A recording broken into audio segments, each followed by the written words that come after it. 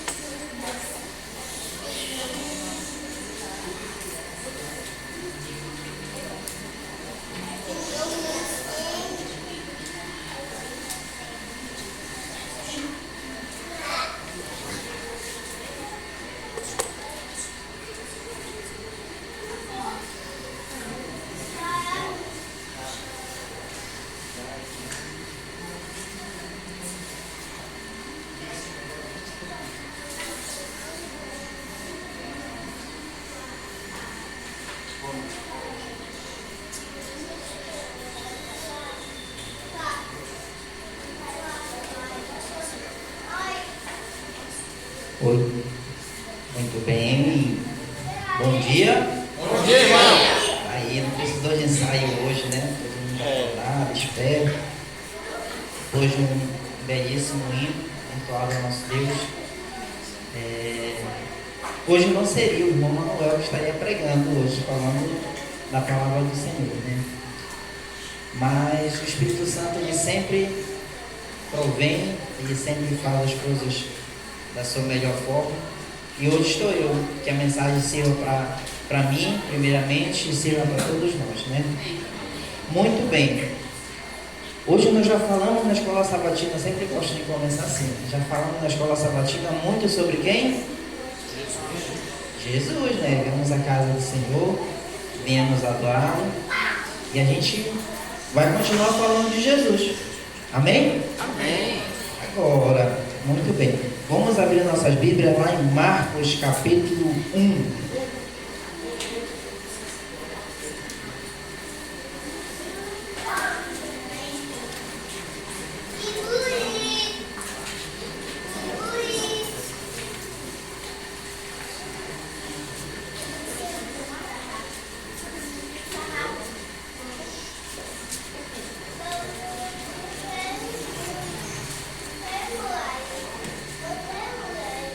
Marcos capítulo 1, apenas um verso, que é o verso 35. Eu acho que em certo momento já conversamos sobre essa meditação de hoje. A gente vai nos aprofundar um pouquinho mais. Amém? Vamos orar? Senhor Deus, Pai Altíssimo, graças te damos, Senhor, porque estamos na Tua Santa Casa. E se estamos na Tua presença, somos homens e mulheres e crianças felizes, Pai. Porque somente a Tua graça, a Tua misericórdia, ela nos acompanha, ela nos faz resplandecer uma alegria que somente pela Tua vontade conseguimos obter.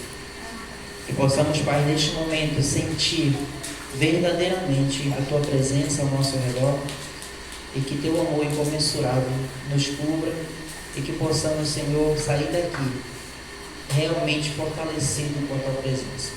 Em nome e por amor de Jesus. Amém. Quem está lá em Marcos capítulo 1, verso 35?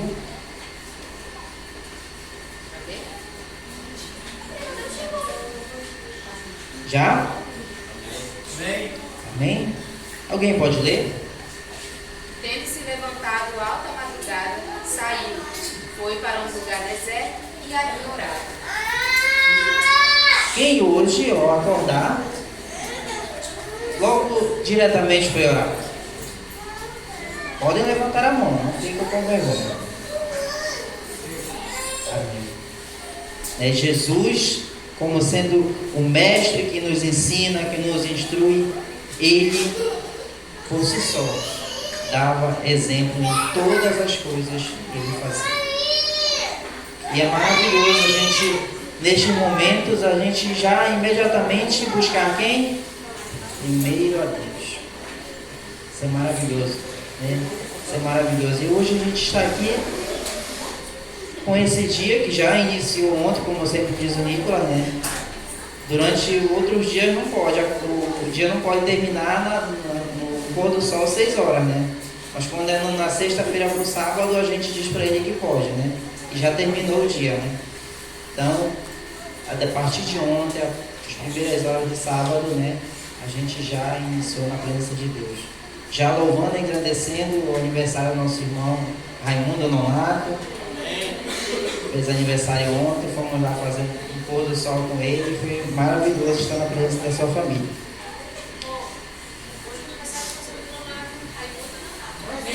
Mais um Raimundo Nonato. Olha, Nicolas, ontem o Nicolas falou que era só um Raimundo Nonato que ele conhecia, era só Raimundo, agora tem outro.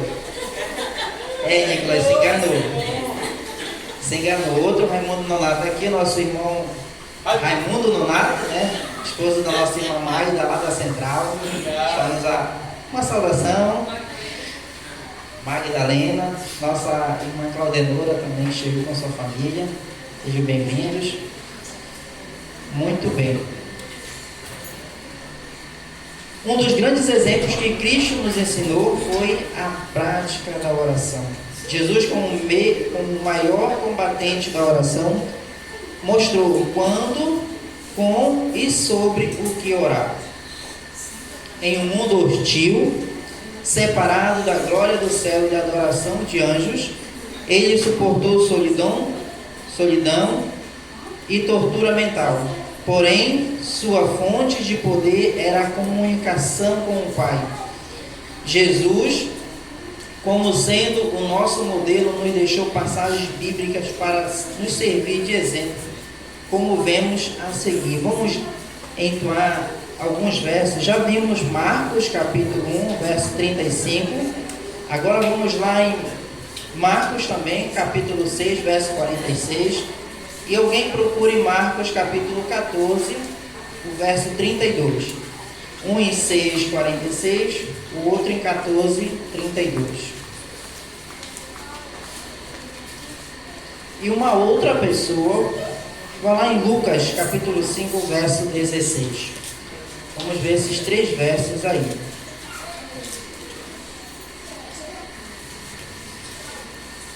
Quem está lá em Marcos, capítulo 6, verso 46? Alguém? 14, 32. 6, 46. Quem está lá? Eu. Então, leia. 6:46. Logo a seguir, compeliu Jesus e seus discípulos a embarcar e passar adiante para o outro lado, a Betsaida, enquanto ele despedia a multidão. 6:46. Marcos 6:46. E tendo-os despedido, subiu ao monte para orar. Subiu ao monte para orar. 14:32, Jamarco. Então foram a chamar Getsemane. Ali chegados, disse Jesus a seus discípulos: assentai-vos aqui, enquanto eu vou orar. Assentai-vos enquanto eu vou orar. Lucas 5:16.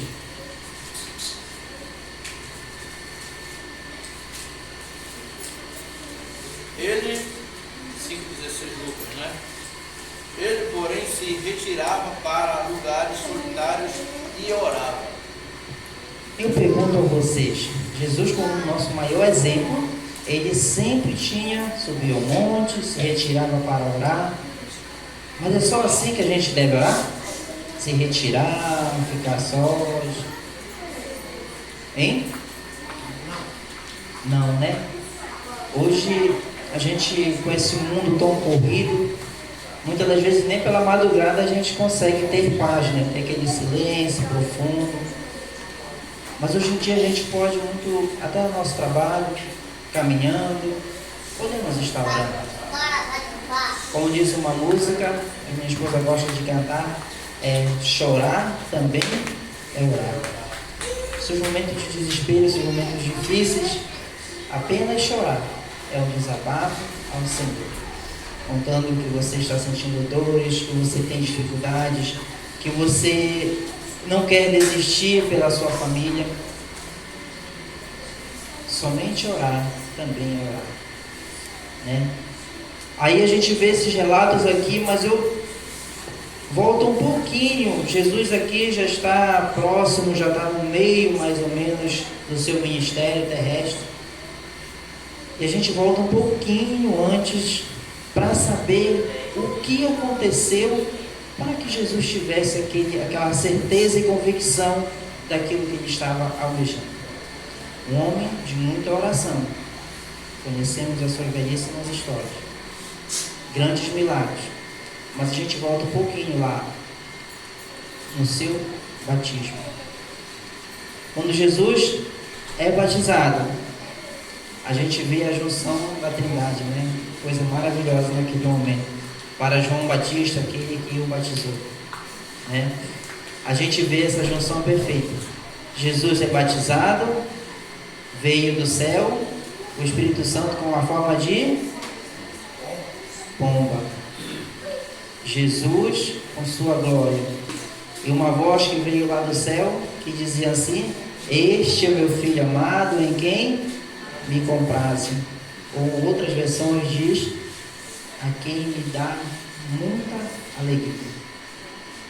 Olha aí, hoje eu e você estamos aqui na casa do Senhor, felizes porque encontramos a Jesus, encontramos a verdade. E o Pai também ficou feliz com esse filho, a quem me compraz, a quem me traz muita alegria. E quando Jesus ouve essas palavras vindo do Pai, ele sabia que o seu ministério, a sua morte e a sua ressurreição estaria abençoado pelo Pai. Essa era a certeza e convicção que Jesus tinha. Estamos falando muito sobre morte e ressurreição na escola sabatina, né? Isso remete a nós hoje. Somos um povo feliz, somos um povo que encontramos a Jesus. Devemos ter esse mesmo sentimento que Jesus teve. A certeza de que o Pai estaria com ele nas lutas, nas dificuldades. Quando estamos em dificuldade tremenda, muitas das vezes a gente, como eu, tem o pecado de muitas das vezes procurar logo o médico, né? Quando estamos doentes, nosso filho, o que é que a gente faz? Primeiramente, um remédio, medicina. Depois a gente procura Deus. Como eu sempre falo, o Nicolas tem nos dado tantas palmadas, né, bofetadas sem mão. É justamente isso. A gente prega, a gente fala para ele que Deus é quem pode tudo, Deus é quem pode resolver todas as situações. E quando a gente se encontra assim, fazendo todas as coisas que o ser humano tenta fazer, né, por si só, a gente vê que não dá jeito e ele diz: vamos orar? Vamos orar? E, por incrível que pareça, sempre acontece algo extraordinário. A oração mediante aquele que pode todas as coisas. Jesus se aproxima de Deus. Como exemplo bem claro, vemos a vida de Jesus em oração. Ninguém pode negar a singularidade de Jesus, o que ele foi, o que fez, o que ensinou e o que significou a sua vida. Qual é o segredo de sua vida de sucesso e aprovação do Pai? Não tem nenhum toque de mágica ou algo que se pode fazer. Toda a sua vida ministerial de sucesso se deve ao relacionamento que ele sempre teve com o Pai. A forma que ele manteve esse relacionamento foi através da oração. Ele buscava sempre em oração o fortalecimento para as lutas, para as dificuldades que ele poderia enfrentar naquele novo dia. E hoje nós estamos fazendo isso? Estamos buscando primeiramente o fortalecimento daquele que pode suportar tudo por nós? Ou muitas das vezes a gente só lembra dele 10, 9 horas da manhã, quando já fizemos as nossas coisas? Os evangelhos mostram Jesus orando em cada fase de sua jornada até a cruz. Para ele, a oração não era apenas um meio para preencher uma necessidade pessoal, mas uma forma deliberada de colocar o coração perante Deus por essas orações. Seu serviço para o céu não falhou e nem vacilou. Jesus nunca estava ocupado demais para chegar à conclusão, tendo que fazer uma oração pequena ou até nem orar. Qualquer ocasião que ele estivesse era motivo de oração. A vida de oração de Jesus seguiu um padrão exemplar. Jesus enfrentou antecipadamente cada crise com oração, antes de avançar para encontrar seus inimigos e para enfrentar o julgamento injusto, humilhação, tortura e morte. Ele travou a batalha em oração. Então, tendo orado, antes e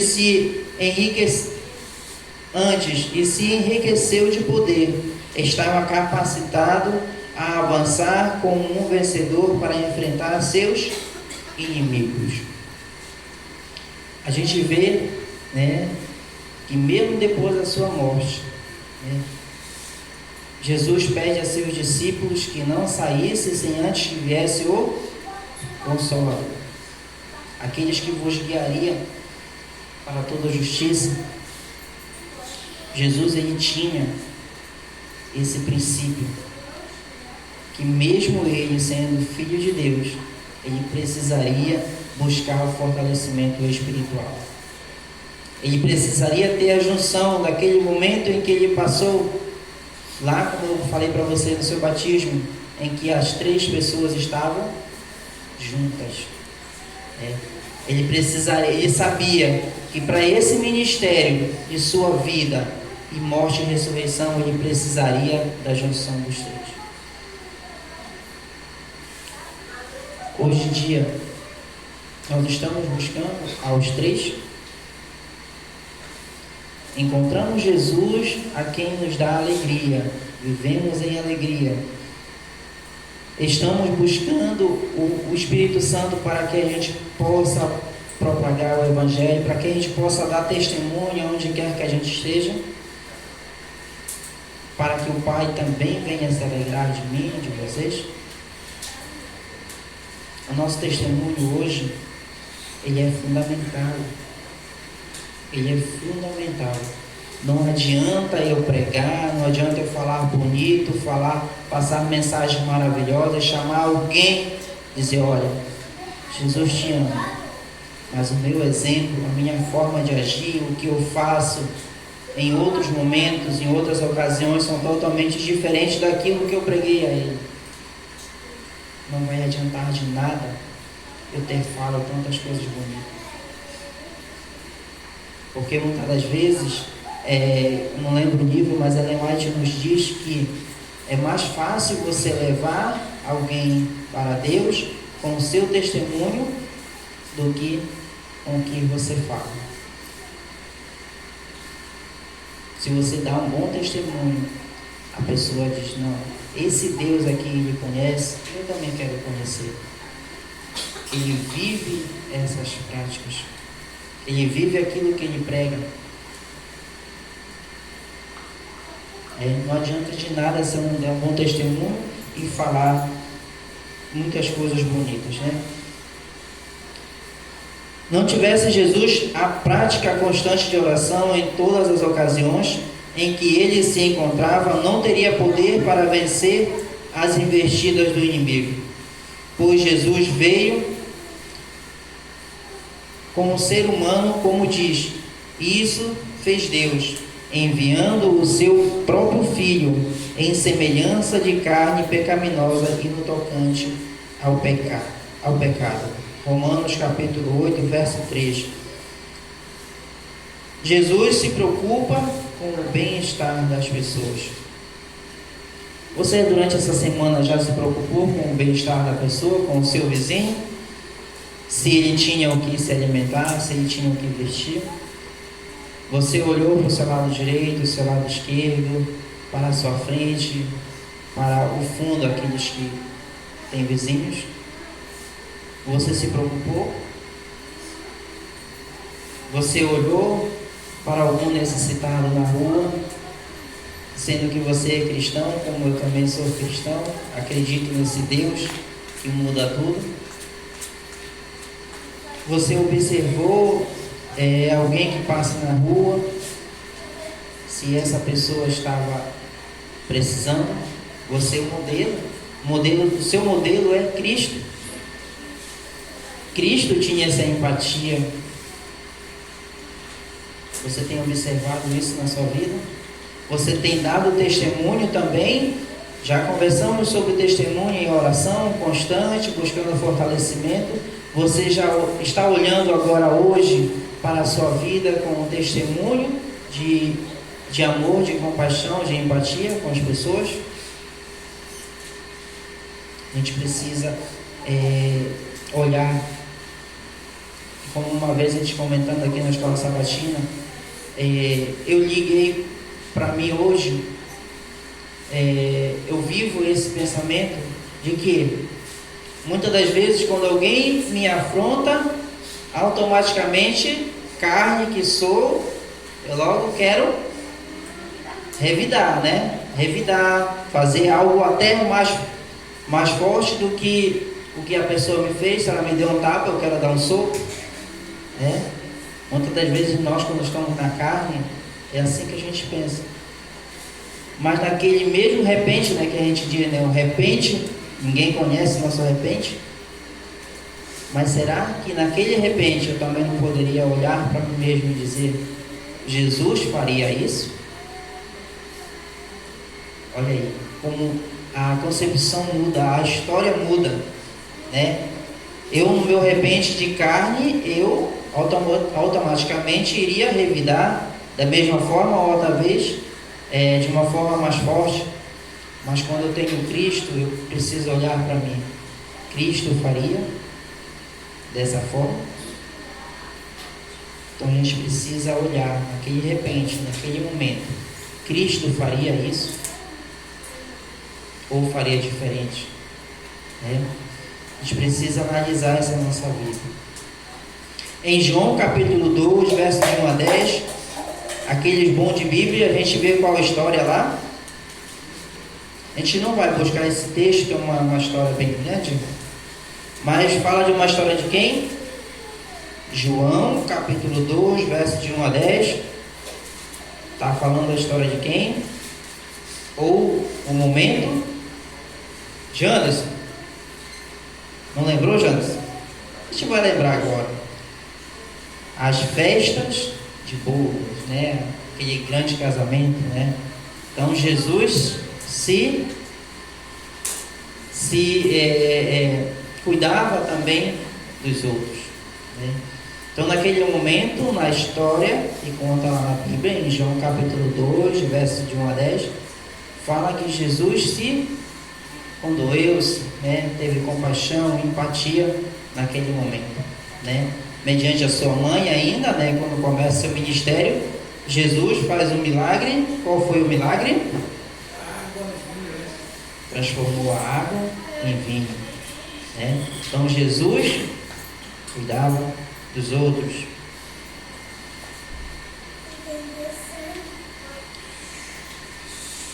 A gente vê, né, que consequentemente Jesus em oração, o Pai estava com ele.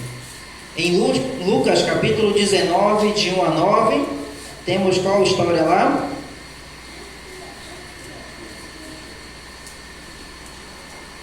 Um rapaz pequenino, ou um homem pequenino. Quem era esse homem pequenino? Zaqueu, né? A gente vê uma outra história. Zaqueu, quando ouve falar que Jesus iria passar pela sua cidade, ele era um homem que tinha dinheiro, né? Tinha valores financeiros, mas ainda era ladrão também, né? A gente não pode escrever que a Bíblia está falando dessa forma, né? Mas ele tinha tudo isso, mas ele tinha um vazio dentro de si mesmo. E quando ele ouve falar de Jesus, ele vai ao encontro, ele busca aquilo que estava faltando a ele, né? Nessa história, vimos que Jesus resolveu um problema espiritual. Um problema espiritual a que Zaqueu e toda a sua família estavam precisando. Em Lucas capítulo 18, do verso 35 ao 43, vemos a história de alguém que era cego. Quem era? Bartimeu, grande Gemaque, Bartimeu. Aí a gente vê Jesus fazendo o quê? A transformação que aquele homem também necessitava. Uma transformação física que aquele homem precisava.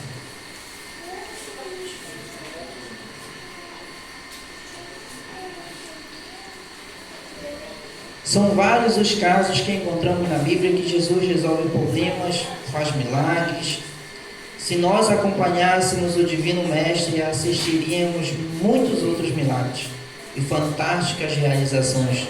Cegos viam, aleijados andavam, leprosos eram limpos e os mortos ressuscitaram.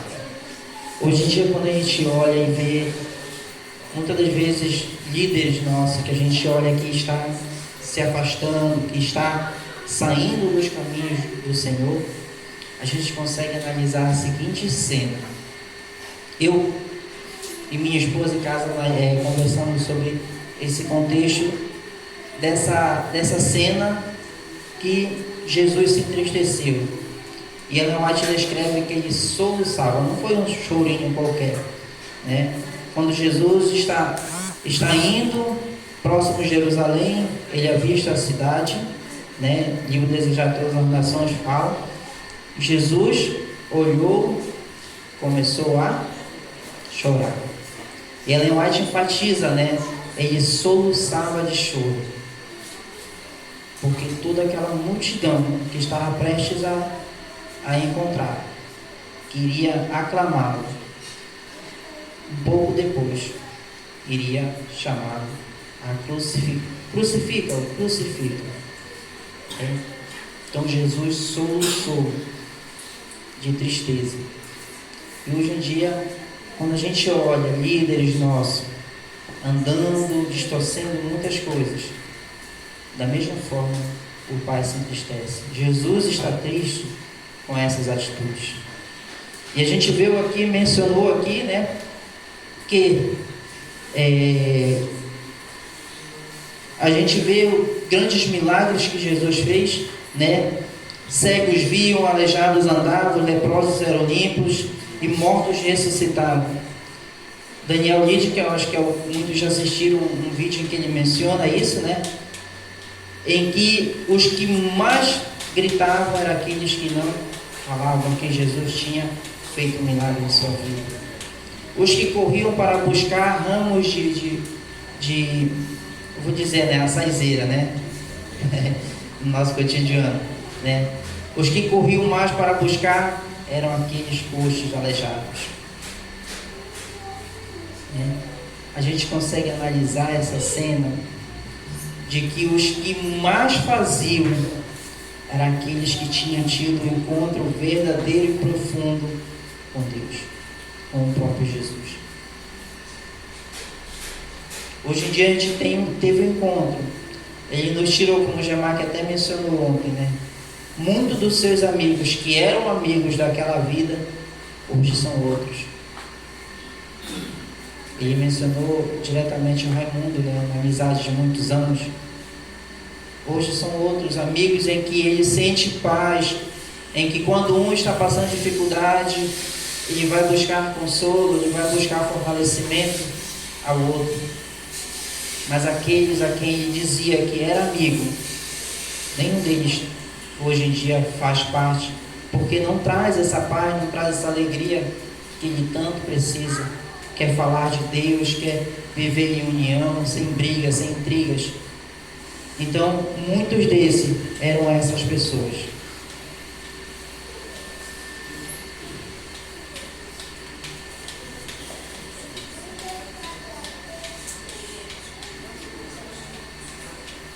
Vou contar uma pequena historinha bem rapidinho que menciona sobre esse conhecer Jesus fortemente, né, verdadeiramente. Uma senhora se converteu ao cristianismo, virou uma cristã. Seus familiares não aceitavam a sua decisão daquela mulher de mudar de religião e o perseguiam por muito tempo. Aquela senhora um certo dia adoeceu de uma enfermidade fatal e estava nos seus últimos dias. A família chamou o sacerdote da igreja, da qual a mulher fazia parte, para fazer a extrema unção. Ao chegar no leito da mulher, depois de algumas palavras, ele disse: teus pecados estão perdoados. A mulher disse-lhes: mostre-me suas mãos. E assim ele o fez. Ao mostrar as mãos para ela, ela disse: você não pode perdoar pecados, pois o meu Salvador tem as mãos com cicatrizes dos pregos do que foi crucificado. Olha aí o conhecimento profundo, aquele que pode. Muitos aí mencionam que podem fazer grandes milagres, cruzadas de tirar demônios, né? Mas somente aquele que pode fazer tais coisas é aqueles que vai viver eternamente com os cravos nas mãos, com as cicatrizes do pecado, que eu, você, a todos cometemos e fazemos, mas aquele a quem, que é Jesus, que morreu naquela cruz, somente Ele pode apagar as manchas do pecado. Somente Ele, e mais ninguém pode fazer tais coisas. Né? O Verbo divino é Jesus, o Filho do Homem, duas naturezas irradiadas. A divindade não se tornou humana e a humana não foi deificada pela função das duas naturezas. No entanto, chegamos à conclusão de que Jesus, quando se tornou humano, foi um homem de muita oração. A sua vida e ministério foi coroada de constante oração. A prova que Jesus foi feito à semelhança humana no tocante ao pecado, mas não pecou, pois teria sido um caos para nós se ele não estivesse em constante comunhão com o Pai. Hoje, cada um de nós que estamos aqui, temos as nossas lutas, temos as nossas dificuldades. Mas quando nós nos entregamos verdadeiramente nas mãos daquele que pode tudo, né, que é Jesus, nosso único e de perfeita e boa vontade, Ele se entregou por mim e por você. Então que Deus continue nos abençoando, que possamos ser exemplos, né, onde quer que estejamos, e que essa luz que um dia nos encontrou, que nos trouxe alegria, que nos trouxe paz, que possamos continuar, né, nesta belíssima caminhada, que é um lugar onde não haverá mais nada disso, não haverá dores nem sofrimento, só haverá alegria. Amém? Companhia. Muito bem. Há o grupo aí, né? Para isso, né? Somos pé que sabem estar dentro do país.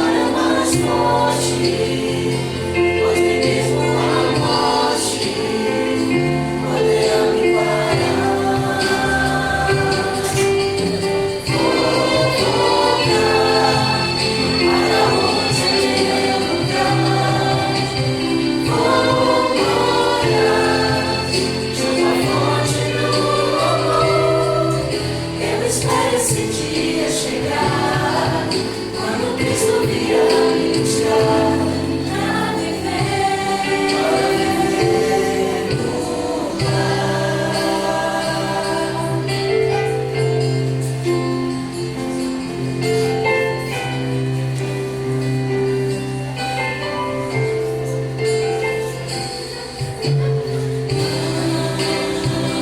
Mas tristeza nem dor, sofrimento e angústia, viverão nesse lar. Só louvor e alegria, só paz e harmonia poderão lá entrar.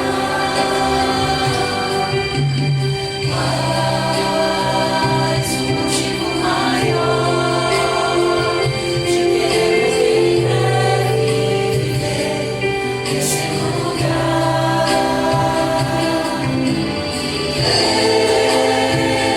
Jesus abraçado e dizer obrigado por me dar esse lugar.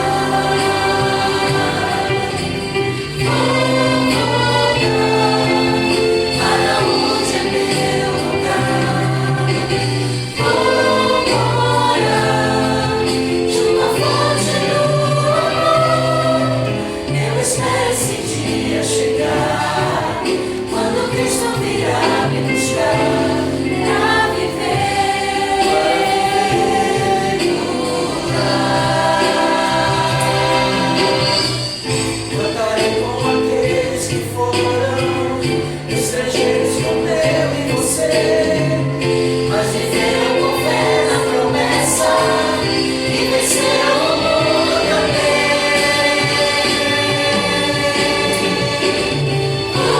Vou voltar para onde é meu lugar.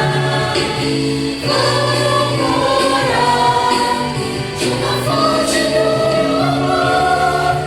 Eu espero esse dia chegar, quando Cristo virá me buscar, pra viver no lar. Eu espero esse dia chegar, quando Cristo virá me buscar, pra viver no lar.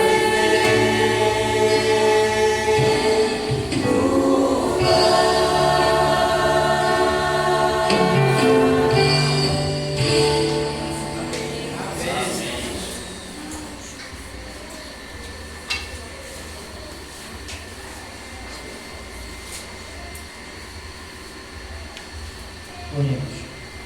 Santo Deus, maravilhoso, soberano. Obrigado, Senhor, pelos momentos agradáveis que passamos na Tua presença. Que possamos daqui, Senhor, sair fortalecidos e que a Tua palavra, Senhor, não seja vã para nossos corações. Que possamos, Senhor, levar e testemunhar, Senhor, onde quer que estejamos. Continue conosco, Pai, que o Teu Santo Espírito direcione a vida de cada um de nós. Todos os irmãos que aqui chegaram, aqueles que não chegaram, que a Tua paz, a Tua misericórdia esteja com eles também. A todos aqueles que se encontram enfermos também, Senhor, te colocamos em Tuas mãos. Que o Teu poder maravilhoso, o Teu amor incomensurável, Senhor, chegue até estas pessoas. Esteja com cada um deles. Nos abençoe, Senhor, e a Te entregamos, Senhor, nossas vidas. E conduza, Senhor, de acordo com a Tua vontade, de acordo com o Teu querer.